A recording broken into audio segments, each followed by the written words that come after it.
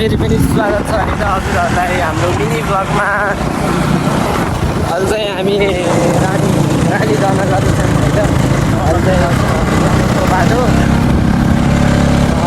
Ride साधन दाइले गराउनु पर्छ है। हाम्रो ग्रुप चाहिँ थुप्रै छ, 50 जना अरे। कतिवटा बाइक रे हामीसँग भएको 4-5वटा 5-6वटा भनौँ बाइक स्कुटी गरेर। अनि चाहिँ सबसे लास्टमा तर फर्स्टमा पुगिन्छ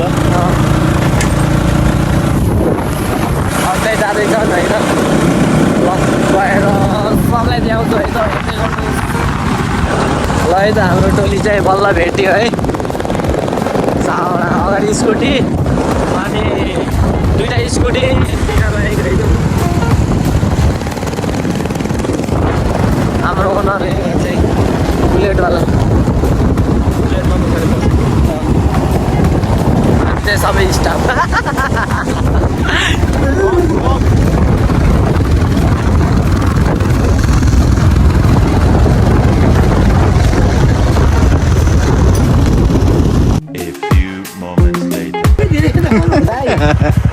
मुनु बाखे तपाईँ त पछाडि हेर्नु दाइलाई यस्तो गरेर त कोन आउनु आउँछ यार। यस्तो गरेर त कोन आउनु आउँछ यार।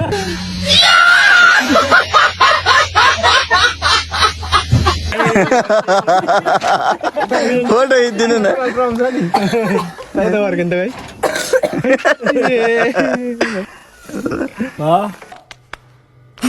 पछाडि ब्लग गर्दा नि भल गर्दा होइन भुक गर्दा हेर्नु पछाडि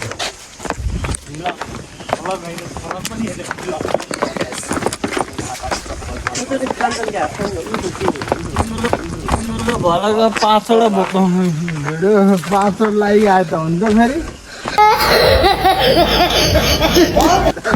आउँछ। आज आउँछ कि मेरो कपाल देखेर अलिकति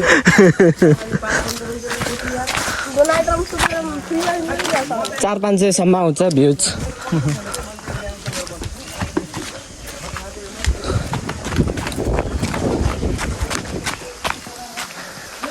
रानी झरनाको परिचय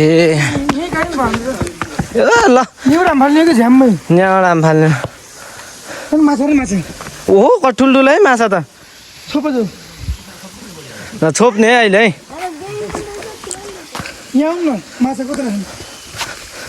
हेर्नु माछा हेर्नु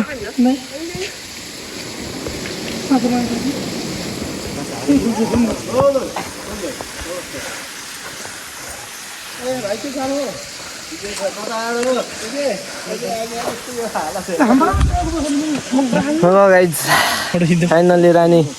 ओहो यो माछा त कति ठुलो है यो हेर्नु 1-1.5 किलोकै छ है।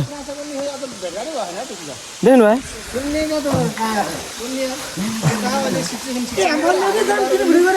है त गाइज। अब चाहिँ भाइ पौडी खेल्नुहुन्छ है त डुबेर ल है त गाइज। हामी चाहिँ लाइफ वाला है लाइफ ज्याकेट लाएर है त पौडी खेल्दै हुनुहुन्छ उहाँ है त। पनि खेल्दैछौँ है त।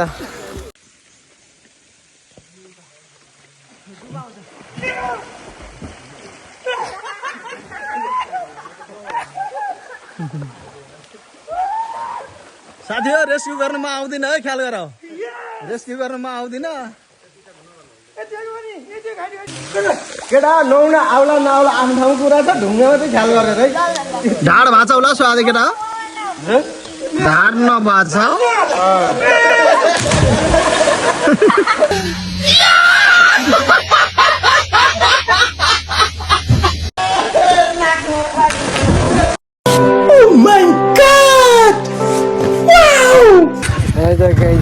नुहाइयो पनि जामजाम भइयो नुहाइयो। अब चाहिँ जानुपर्छ अब फेरि कोठामा गएर है त। उगानी झर्ना पनि मजाले यो भ्याकेन्सी जङ्गल छ अरू सबै गइसक्यो हामी चाहिँ लास्ट दुलाइन्छ भनेर है त वहाँ पुगिसक्यो कोही ल हालेर राइड हान्दैछ ल जाऊँ